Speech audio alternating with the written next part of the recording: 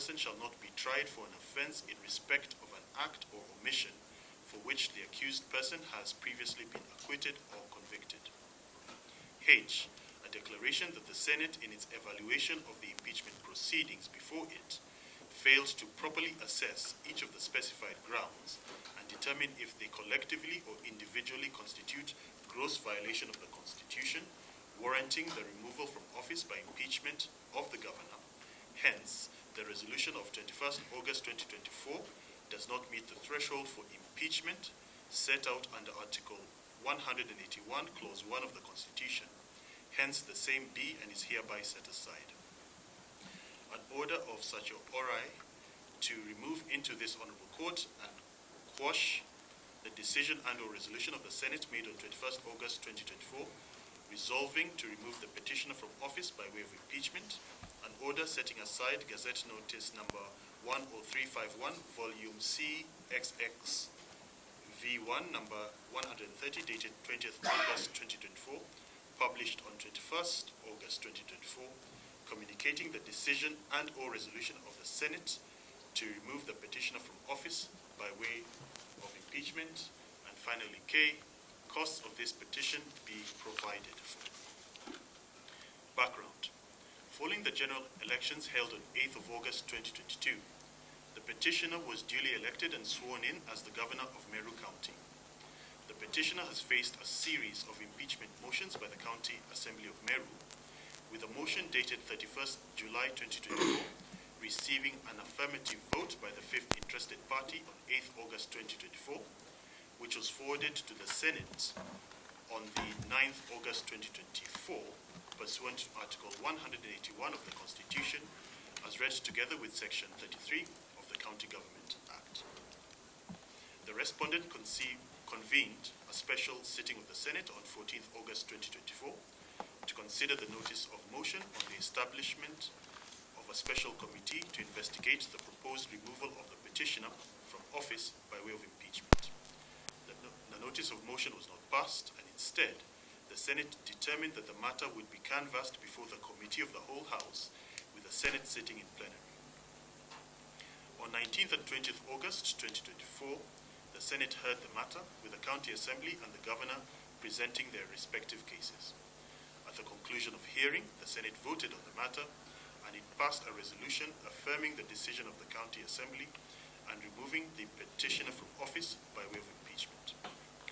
By way of a Gazette notice dated 20th August 2024 and published on 21st August 2024, the respondent, the Speaker of the Senate, gazetted the decision of the Senate to remove the Governor from of the Senate standing orders. On 21st August 2024, the petitioner, and subsequently the amended petition dated 23rd December 2024, which is the basis for consideration in this judgment. On the grounds that the senatorial process of Article 10, the sub judice principle, among other grounds. The petitioner orders, which this court granted on 21st August 2024 ex parte, and confirmed the petition. The petitioner's primary arguments are that the impeachment is public participation and that she was denied a fair hearing. The ruling of this court, dated and delivered on issued comprehensive directions on the schedule for the hearing and determination of the matter, including the issue and interested parties having been joined by the court so as to give all concerned parties an opportunity to be heard, filed and served the same, and responses to the amended petition were also filed and exchanged by the respondent and the interested in the various filings. Highlighting of written submissions was held on diverse dates as follows: the petition and those in support of the amended petition on 21st February 2025 and 24th February, and the substantive finding by the Senate. Adding that the petitioner cannot benefit from claims of procedural violation at straws in a feeble attempt at escaping was not politically motivated or discriminatory. They argue it followed established legal frameworks versus Chetan Arun Solanki 2021, where the court emphasized the evidentiary that the respondent concludes by urging this court to dismiss the amended petition in its entirety, arguing that the impeachment process was lawful, that the petitioner was accorded due process, and that the claims made in the amended petition are without merit.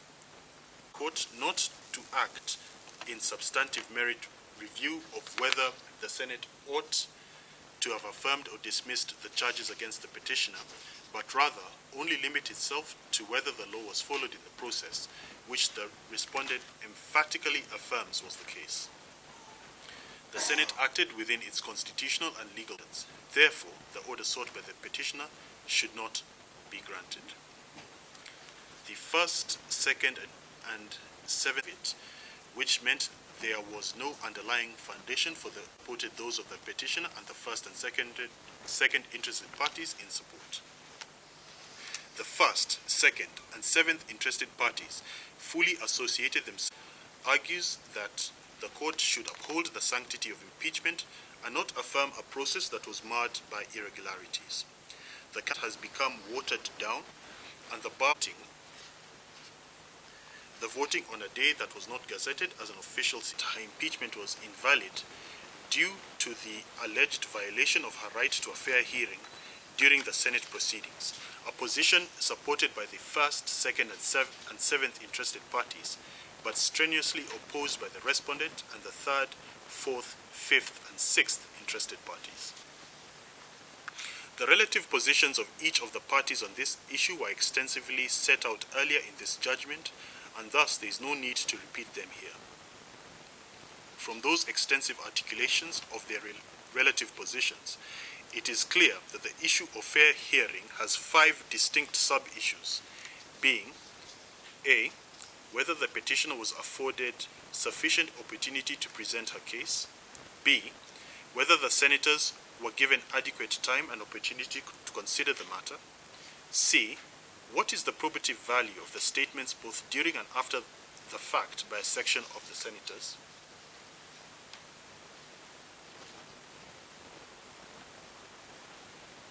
so it should be 6. D, whether there were disruptions or disorder of a nature as to deny the petitioner a fair hearing. E, whether in the Senate proceedings the petitioner was subjected to discriminatory or unfair treatment. And F, whether there is evidence that there was a preconceived outcome and thus the hearing before the Senate was a sham. The question of whether the petitioner was afforded a sufficient opportunity to present her case requires an examination of both the individual milestones in the hearing process as well as an overall view of the entire Senate process. In both aspects, the petitioner has provided evidence in the form of the Hansard that shows that the procedural milestones were met and they were of a sufficiently proper nature as to insulate them from an adverse finding by this court. The petitioner may disagree with the overall outcome of those steps and how they connected as a whole, but the petitioner has not shown a deficiency in each or in all as a collective that would require this court's interference. Another aspect of the petitioner's argument is that she was only given 2 minutes to make a personal statement at the conclusion of the proceedings and that she did not get the chance to deliver it. However, the court's review of the Hansard and video recordings indicates that the Speaker of the Senate granted her the opportunity to speak. The uncertainty regarding whether she remained silent by choice or whether there was a technical issue with her microphone does not alter the fact that she was given the opportunity to address the Senate. Moreover, her legal counsel did not raise any objections during the proceedings, either regarding the time allocation or any technical difficulties. Courts have previously held that a party who fails to object to a procedural issue at the appropriate stage cannot later claim to have been denied a fair hearing. In Republic versus Public Procurement Administrative Review Board and another ex parte Gib Africa Limited and another 2012, the court ruled that a party who fails to raise an objection at the appropriate stage of proceedings cannot later claim to have been denied a fair hearing. Since the petitioner did not object at the time, and there is no evidence that she was prevented from speaking, the claim that her right to a personal statement was violated lacks merit. Similarly, the petitioner has failed to show that the senators did not have sufficient time and opportunity to consider the matter. The respondents and the interested parties who oppose the amended petition are correct in stating that it is not for this court to impose its own view on how much time should have been allocated or how the matters should have been laid before the senators, but rather to see if they met the basic requirements of a fair hearing. I note that the impugned resolution process commenced substantively with the Senate's decision not to have a special committee hear the matter and prepare a report which would be voted on by the House, excuse me, but rather have the entire Senate sit as a committee of the whole House and vote as the special constitutional procedures applicable require. This, to my mind, meant that each senator who participated had sufficient time and opportunity to consider the matter. One of the petitioner's key complaints is that senators were only allocated 3 minutes each to debate the impeachment motion, which she argues was an insufficient amount of time. The petitioner has presented signing-in forms suggesting that some of the senators may have objected to the short debate time, as well as statements made thereafter about an alleged admission of insufficient time and opportunity by some of the senators. However, for such an argument to hold legal weight, the petitioner should have ensured that the senators who felt constrained by the debate time had sworn affidavits confirming that they were unable to effectively express their views and consider the matter and file them in these proceedings. Courts have consistently held that procedural fairness should be analyzed holistically rather than focusing on isolated aspects of a process. In JSC versus Mbalu Mutava and another 2015, the Court of Appeal emphasized this point.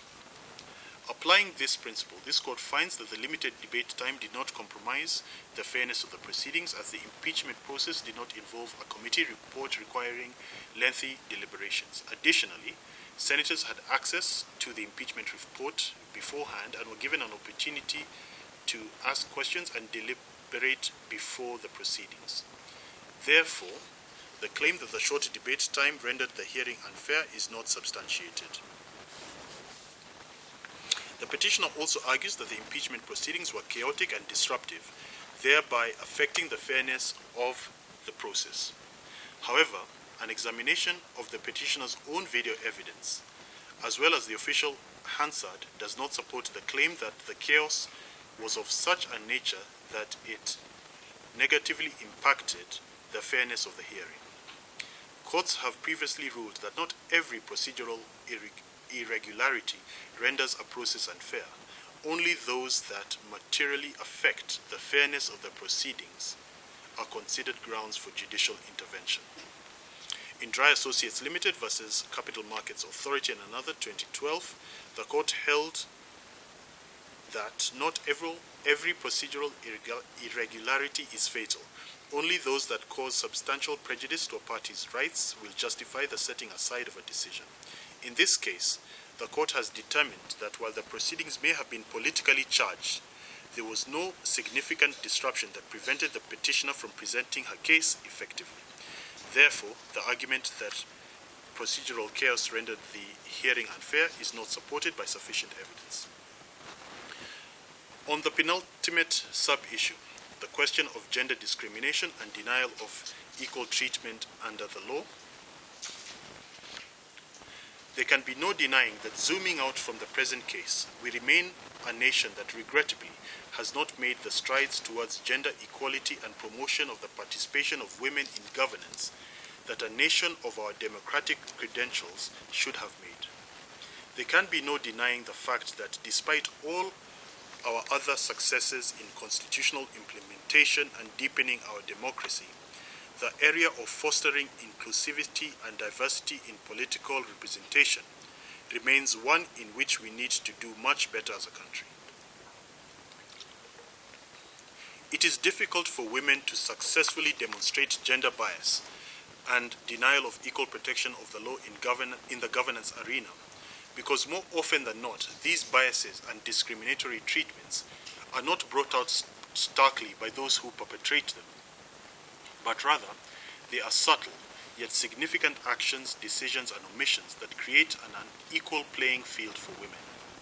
That being said, the petitioner and the second interested party have not particularized this complaint with specific reference to the Senate's proceedings, or shown an aspect or element of the proceedings before the Senate that show gender bias against the petitioner. Perhaps this is because while we have a wider problem with gender bias, the Senate conducted its proceedings strictly without any form of gender bias against the petitioner. Had the contrary been demonstrated to the required standard, then on this sub-issue of 7 main issues, this court would have had no hesitation in quashing the Senate's resolution.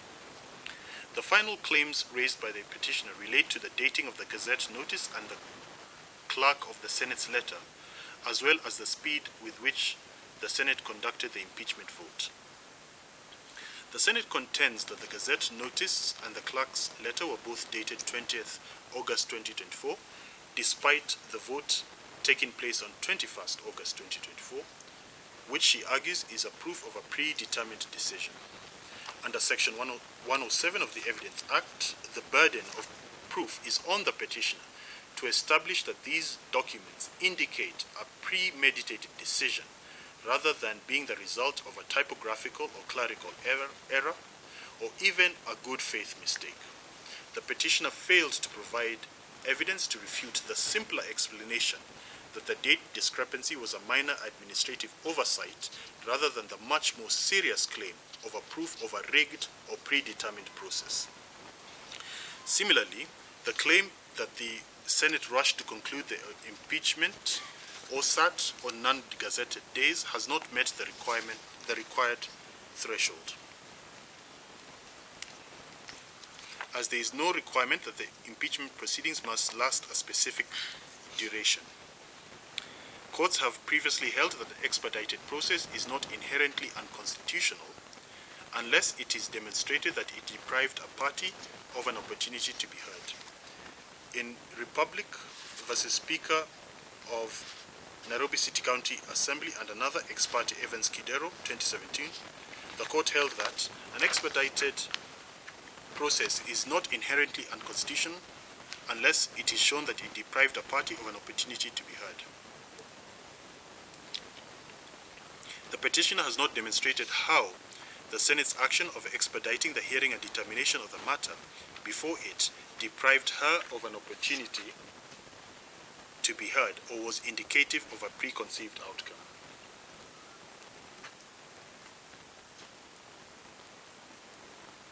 An analysis of all the applicable evidence demonstrates that the petitioner was accorded all the procedural safeguards necessary for a fair hearing, including the opportunity to present evidence, respond to both allegations as well as questions from the senators, oppose the county assembly's position, and make a final statement. Excuse me. The Senate proceedings followed standard parliamentary procedure, incorporating an opening statement, presentation of evidence, an opportunity for senators to ask questions, and a closing statement. The court has assessed the totality of the impeachment process and found that the petitioner was given ample opportunity to present her case and respond to allegations leveled against her. While the petitioner has pointed out certain aspects of the proceedings that she considers unfair, such as limited debate time, the opportunity to make a personal statement, the alleged chaotic nature of the proceedings, the timing of official communications, and the perceived haste in concluding the impeachment, none of these claims have been substantiated sufficiently to warrant a finding that her fair hearing rights were violated. Therefore, the Senate's impeachment process was procedurally sound and does not warrant judicial intervention on grounds of unfair hearing. Conclusion. Paragraph 133. Gubernatorial impeachment is an invaluable safeguard against impunity and abuse of office that must be jealously protected. It must not be allowed to become an avenue for fighting political proxy wars or resurrecting the ballot box contestations that were determined by the electorate when it chose a particular candidate to hold the office of governor. In that regard, the Senate, as a national legislative body that is able to rise above the din of the county-level gladiatorial arena, is uniquely placed to safeguard the sanctity, probity, and vitality of this very important accountability measure. Watering down impeachment, lowering its bar too low, or allowing it to become a facade that masks hidden political interests runs the risk of Kenyans losing confidence in the process. Interventions by the courts come further down the impeachment path, and thus it is the duty of the primary duty bearers, the concerned county assembly and thereafter the Senate, to ensure that impeachment remains as constitutionally envisaged. Turning back to the present case, and in light of the foregoing, the inescapable conclusion is that the amended petition dated 23rd December 2024 has not met the required legal threshold for success. As outlined above, certain aspects of what was laid before this court and submitted on extensively by the parties has been reserved for determination in another forum, a situation occasioned by the petitioner's choice to split her grievances into two petitions pending before two different High Court stations.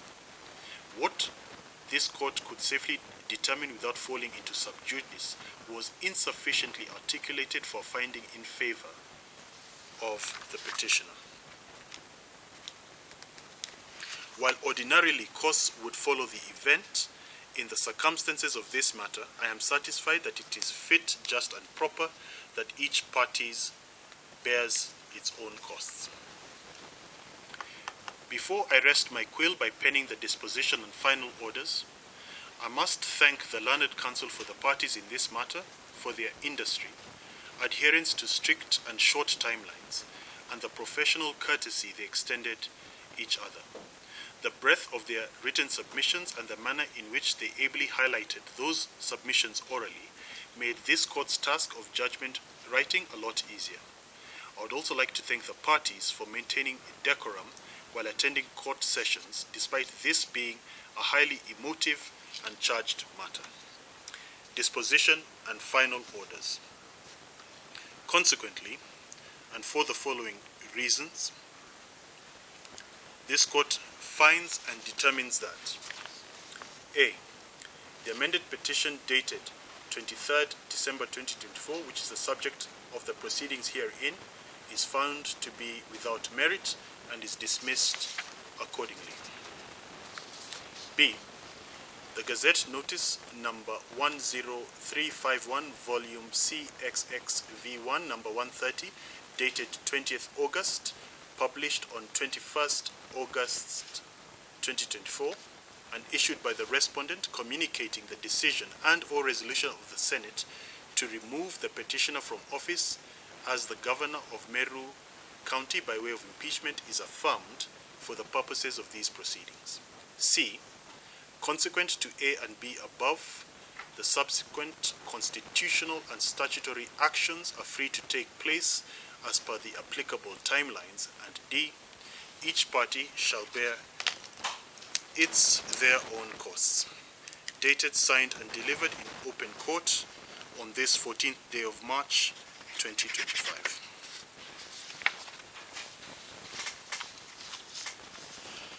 I did, before Councillor Mutuma, before you speak, I did state, as I was reading through, I saw one or two spelling mistakes, little double words. So I will work on those. It will be uploaded onto CTS. You'll have it today. So I'll do that. You'll have it on CTS today. I have signed the hard copy as required by the law with my handwritten corrections of those spelling mistakes. Yes, Councillor Mutuma? Thank you, Your Lordship, for the judgment. We note the conditions which impeachment court is able to dispose of this matter. Yes. My instructions, Your Lordship,